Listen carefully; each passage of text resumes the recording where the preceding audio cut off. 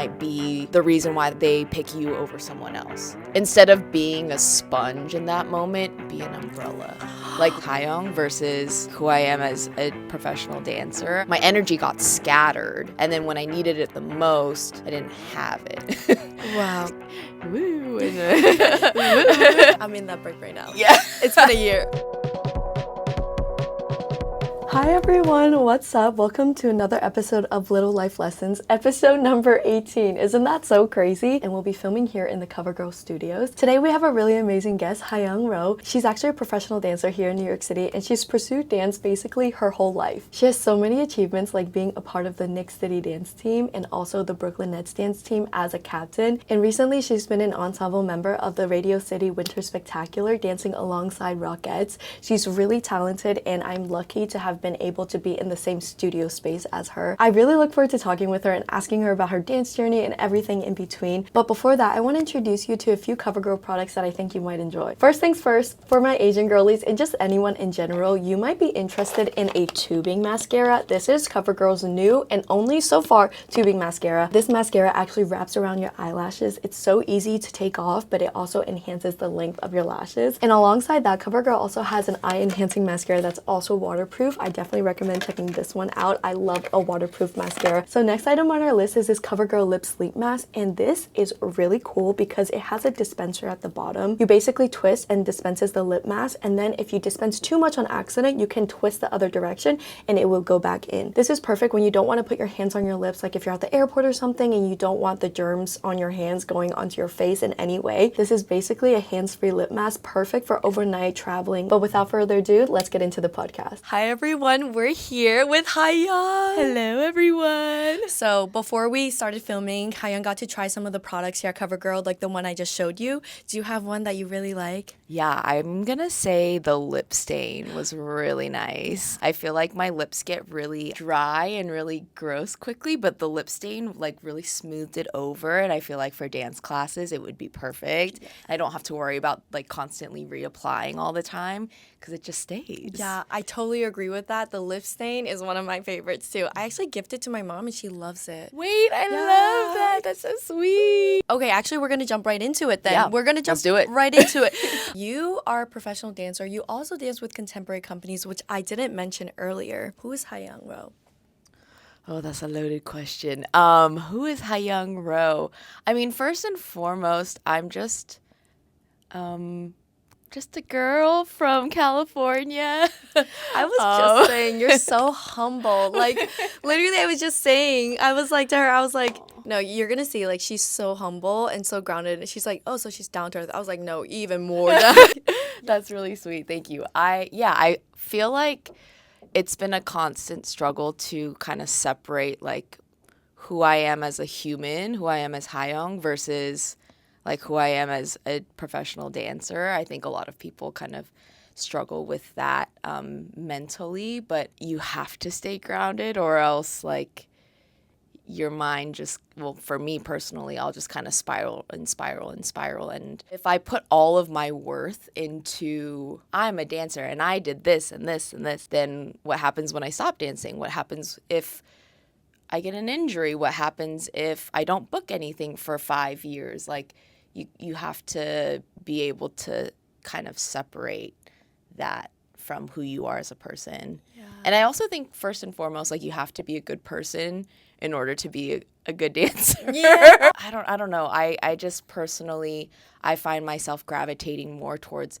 people who are good people rather than like, yeah, I think you have to be a good person first. Yeah, I do feel like a lot of dancers go through that. Yeah. That's like such a great answer because they go through that transitional period of like, I'm defined by dance and how do I stop being defined by dance and be a human? Right. I feel like I went through a complete different thing. I feel like I want to be defined by something, but I'm not. Mm-hmm. What was that transition period when you're like, I actually have to be a human? Just in general, me growing up in my faith as a Christian and as a follower of Christ, like I think that has always helped me stay grounded and humble.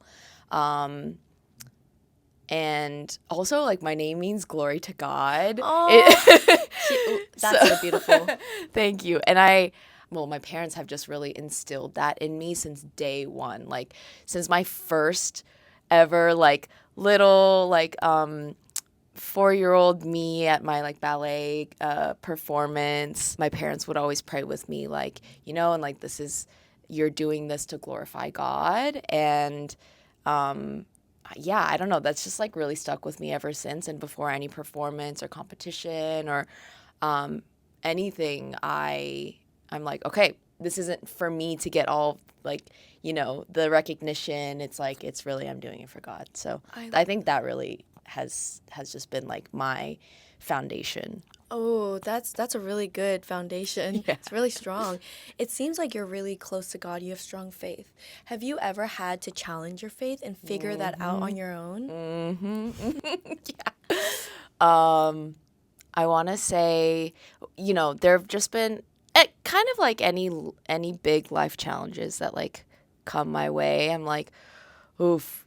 Like, I know for me, when my parents divorced, that was really big for me. And I was much older, so I'm really grateful that I had like my childhood with both of my parents. Yeah, it happened when I was 19. And so growing up, and again, so grateful, like all the holidays and all of the birthdays and all of that, like I had my like full family and I had both my parents there.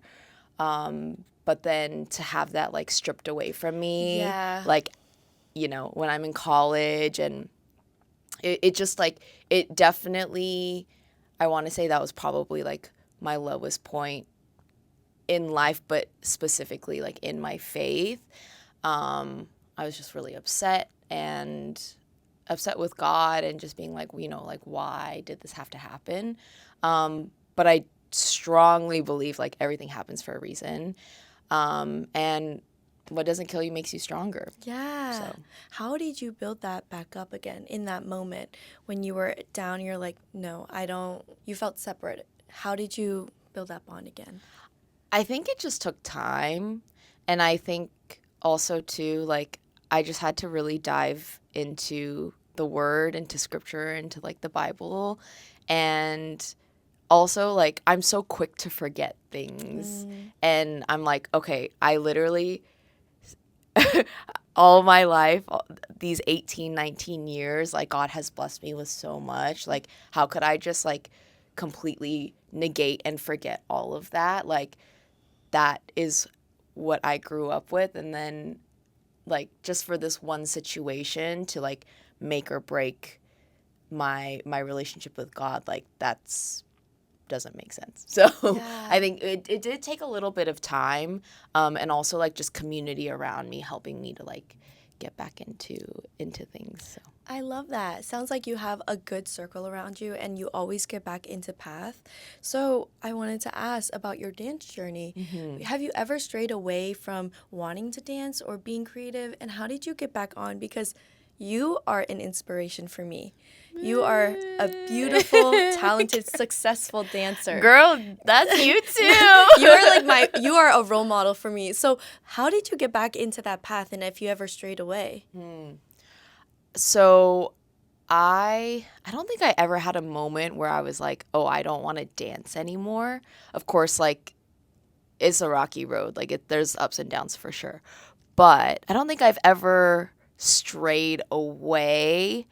I think I've just had like moments where I was like, like, I need to take a break. Yeah. I'm in that break right now. Yeah. It's been a year. I feel that. No, honestly, like it's gonna be a different, it's gonna be a different process for everyone. But for me, I think just like taking a step back, zooming out, not like hyper fixating on like every little thing that goes wrong or like every little feeling that I feel.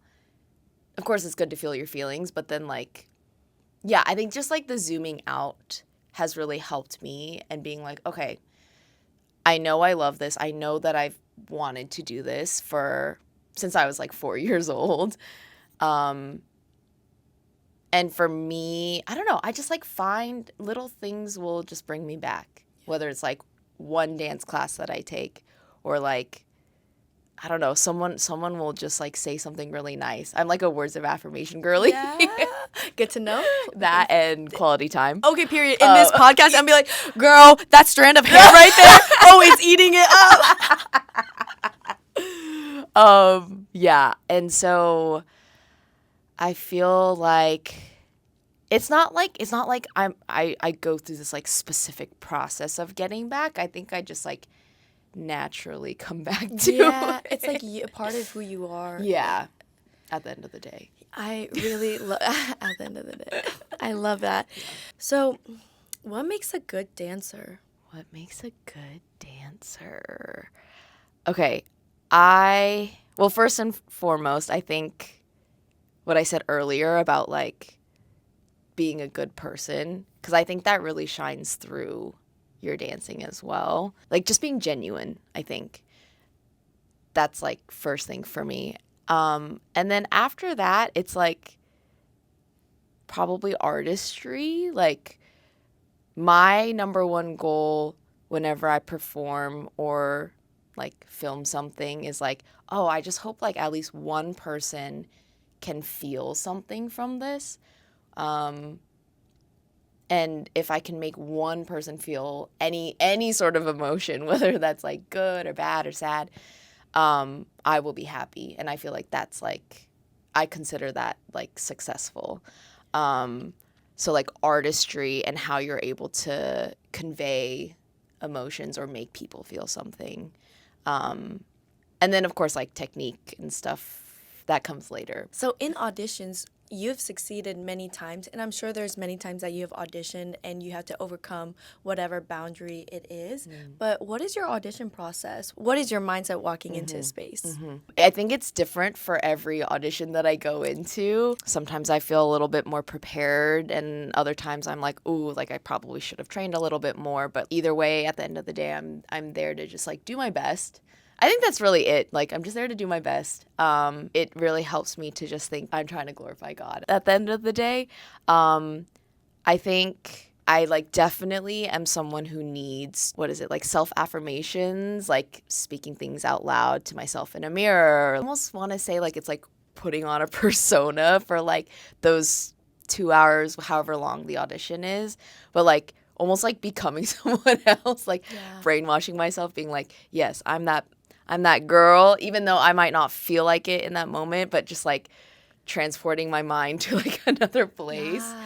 If like the judges or the panel like me, then great. And if they don't, that's okay too. Like that doesn't determine my self-worth. Yeah. What is one piece of practical advice you'd give somebody who wants to be either a Nick City dancer, Nets, in the NBA, or on stage with the Radio City Rockettes? What's a piece of advice that's like less emotional, but more like these are the steps? Well, this kind of goes into the emotional side of things, but like knowing that they aren't looking for like cookie cutter pieces, like they're looking for you as an individual. So, like, you and what makes you stand out, and maybe what you may perceive in your own mind as, like, oh, like, maybe they won't like this. That actually might be your superpower.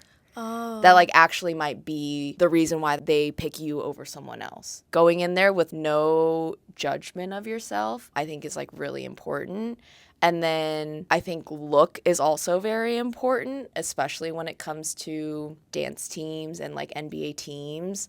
Knowing how to do a beat face, you know, what outfit you're wearing and feeling confident in it. And also from the moment you step into the door, how you walk in, what kind of aura are you giving off? When you're waiting for groups to go, are you on the side like like judging people, giving bad energy, or are you there and like supportive and like, oh my gosh, are you watching and absorbing what you want to absorb and like the good things that you see? So I think those are probably the top things that I would list. Can I just say, though, her makeup is so tea right now. So, yes, you do know how to beat your face. Girl, and your skin is pores wear. Bro, literally, is it CoverGirl you're using? In these scenarios, the dance industry can be a little bit competitive, and people do walk in with attitude. And I've seen it myself, and I've seen it in other industries, like when you're on set and stuff like that. How do you deal with that? In terms of like interactions, like say if there's like a direct interaction. I see. I don't know. I try and like just have it like bounce off of me. Yeah. And again, I try not to take things personal because like maybe that person was like is going through a lot at the end of the day, and maybe they had like a really bad morning, and they're also kind of trying to shed that off, and then it accidentally like goes onto you, or like, yeah, I don't know. It's like I don't take things like that too deeply, and you just have to like, instead of being a sponge in that moment, be an umbrella. Like let it like just like drip off. That's so good. Oh my gosh, I'm gonna use that. Yeah. That's such a good way of like thinking, because I do feel like sometimes I feel more like a sponge and I don't want to be. Me too. And it's taken a really long time for me not to absorb everything and not to take everything personally, but it's truly only because of all of those years that I'm like, I'm tired of this. Like I want to try something different, you know? So I get that. You have to like go through one end and experience it. Exactly. Yeah.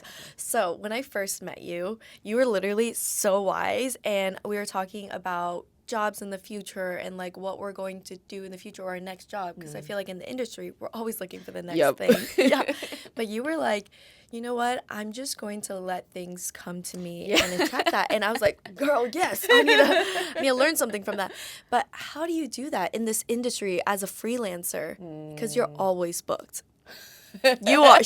She's touring right now with a contemporary company, guys. Like, she finished the ensemble in Radio City and started touring, okay? I think, again, it was that, like, moment of, like, for so many years I've been, like, grasping, like, desperate, like, oh, when can I find the next job? Oh, please, like, let me have this job. And I'm like, I'm tired. Yeah, you're tired of chasing. I'm drained. I can no longer do this. So I think just kind of naturally I was like, let's try something different, like up here. And then, yeah, like things, I'm like, I'm going to go audition for the things I want rather than, oh my gosh, there's like, you know, I'm going to go to this and this one and this one and this one and this one, and just like going to everything under the sun. I think there's a time and a place for that. And especially like when I first graduated college, like that's what I was doing. But I think just kind of as like years passed by, I was drained, and I wasn't able to give my energy to the things that I like wanted to do because I had expended it all on like this and this and this and this. And like, yeah, it just my energy got scattered. And then when I needed it the most, I didn't have it. Wow. So just being able to be like, okay, let me like operate from like a neutral place rather than like a desperate place, and really pour into exactly and like curate exactly what jobs and what things I want. And then naturally I just found like people would like reach out to me, and like I would be able to direct book things because I think, again, I was just like attracting rather than like trying to like grasp. So you're currently engaged. Yes, you're about I to be am. married. I want you to give a piece of advice for people in their 20s, early, mid, late 20s, about the anxiety and the fear they have in their 20s about, you know, having children, getting engaged, building something. I think there's a lot of that right now. Oof, yeah.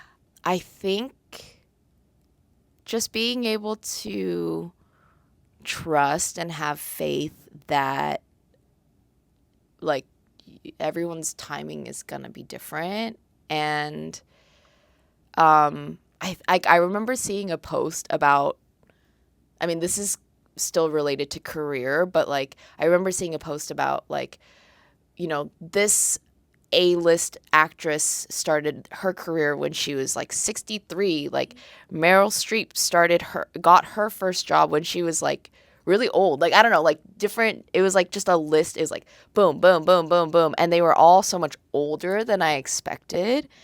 And I think that just like confirmed everyone has their own timing, and that is a-okay. And yeah, I think just like believing in that. As for being in a relationship and getting engaged and marriage and kids and all of that, like that's something that I'm still navigating too, not gonna lie. And like career on top of that, like where is that all gonna fit? But again, it's just like the act of like letting it go and just knowing that like it's gonna happen when it needs to happen. Yeah. Like period, like point blank period. Like that's it's gonna happen when it needs to happen, and like surrendering to that. And like yeah, for me it's like surrendering to God, but also it could be like, you know, just like surrendering to life, to the universe, whatever you believe in. And then and then accepting. And I love that because I think I am going through that, and I want to stay more focused on the fact that things will happen. So talking about focus, how do you stay focused? Because you are a very focused person. Girl is locked in, okay? I'm locked out. No. I see you, girl. Thanks. You're grinding. Thanks. But you're really locked in. You're very focused, and doesn't seem like you let any outside external disturbance stay for too long. How do you do that? I don't know. I feel like I do get a little bit like, woo. And maybe it doesn't seem like it from the outside, but I definitely like get distracted, and I'm not always like, oh my gosh, like this is my path and this is, you know, what I need to do to get there. I don't know. I don't really think I'm like super laser focused. I feel like if you look back like at like everything you've done, it's just like you have continued to like, I feel like achieve and like surpass yourself every single time. And it's like it takes a lot of energy going towards that to be able to stay on that path, you know? Just who you are. I don't really have an answer for that. I don't even know. We talked a little bit about this earlier, but I want to be more specific. How do you get unstuck when you're in a rut? I think you have to let things breathe, because again, if you're like too wrapped up in it, you kind of have to like, again, it's like that zooming out of like, okay, let me look at the big picture. Let me see what I'm grateful for. Let me see what like all the blessings that I do have, rather than like just like zoning in or fixating on like what's not going right. And then also too, that way your perspective, like you're able to make a more like balanced decision or like game plan of what you need to do next in order to get out of it. I think that's how I would go about it. Of course though, like I do also think like balance is key, so it is really important if you are stuck in a rut, like giving yourself the time to feel your feelings and like be sad and be emotional, because that's really important too. You don't want to just like stuff that down, because then it'll like come out in weird ways. Let's say, I don't know, like an audition like didn't go very well. I give myself the rest of that day or like 24 hours to process and like to like be really, really sad. I give myself a time limit. But then after those 24 hours is up, I'm like, okay, let's get back up. Like, let's make a game plan of what I think I need to do in order to succeed. Do I want to audition for this again? Do I not? And like go into all those specifics. But yeah. Yeah, I love that. So what are you looking forward to in your future? What are you excited about? I'm going to say I'm not like a super big like, oh, what do you see yourself doing in 1 year? What do you see yourself doing in 5 years kind of person. I do kind of take things day by day. Yeah, I just have always kind of been that person. Like I don't make New Year's resolution. Yeah. I want to be realistic with myself, and like it is very important to set goals, but I just like I'm not like wired in that way. I'm pretty type B. Type B. Oh, I love that. I feel like I'm so type A. Like I'm like really type B.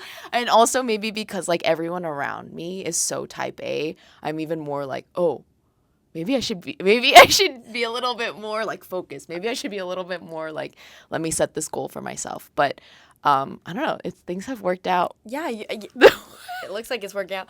I feel like, yeah, you're just doing your thing. You know, you're not thinking too much about it, which is good. Yeah. Don't use that brain power. What are you grateful about right now? Right now, like I'm in my fiance era. Yeah, girl. And I'm just like really soaking all of that in. Like so many people around me have been just like showing so much love to me and Canavis, my fiance. And it's just been really lovely. It's also like springtime and like it's getting warmer in the city and the sun's always out and like people are out and about, and like I also just like love that like hustle and bustle, because like truly there's no city like New York City.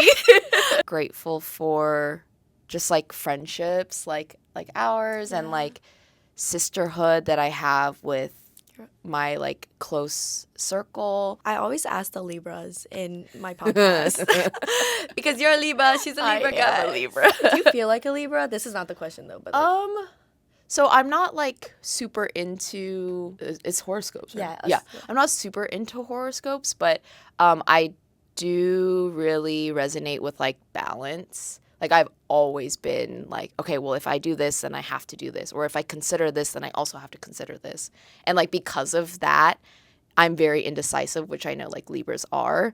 But other than that, like I know like they're like really aesthetic and like social butterfly kind of, and I don't really like resonate with really? that. No.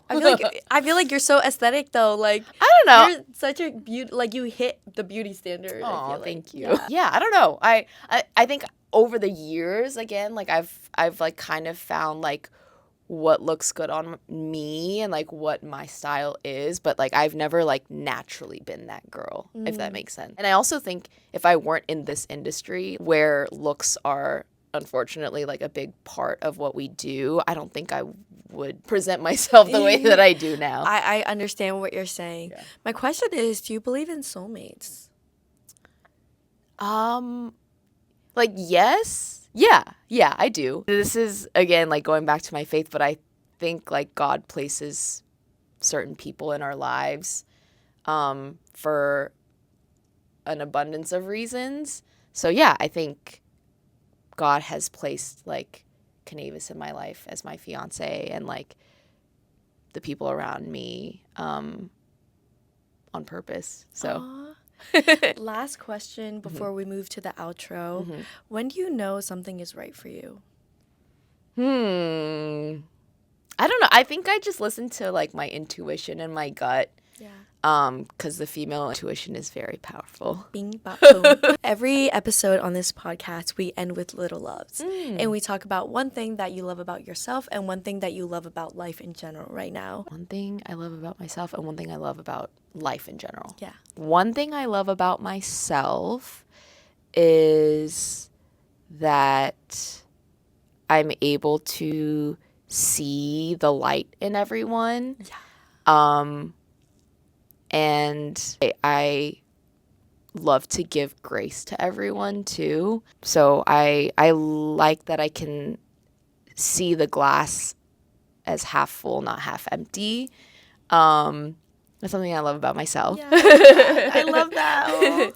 And then one thing I love about life, being able to survive in New York, like that is something that I am really grateful for and that I love, that I can pursue dance here in the city where like truly the best of the best come and thrive. So yeah, I love that about my life. That's such a great answer. That's so true. Living in New York City is not easy, right? Especially as a freelance artist. Like that is the fact that you have succeeded in that and have continuously lived here and pursued it is honestly astonishing and very inspiring. Thank you, Michelle. So one thing I love about life in general is that I love being able to be in spaces like this, like the CoverGirl studio. Oh my God, yeah. It's so cute. Yeah, like having access to this. Thank you guys so much. And then one thing I love about myself is the fact that I try to make connections with people, and I'm not like shy because I feel like me, I'm really inspired by you, and I love the fact that I got to reach out and like, you know, ask, because I feel like a lot of people can learn from what you have to say, and having like a space like this where we can like build a bond or like, you know, talk for a little bit is really nice. So I love that like can communicate and like reach out to people. Yeah. I wanted to say, like, you have such a genuine, real way of connecting with people, and that's something that you inspire me in that way, because I, as a more introverted person, like, it's a lot harder and it takes a lot more, I don't know, I think it just takes a little bit more energy to do so, but like you're so open and like so approachable, and your light is just like so beautiful that like I think it's really cool to see like how you build those bonds with people. Thank you, Hayoung, and thank you so much for being a part of this podcast. Truly a woman wise beyond her years. Oh, thank you for all your experiences, and thank you for being who you are. Thank you. Yeah, and thank you guys for watching another episode of Little Life Lessons. I'll see you next Monday. Bye. Bye.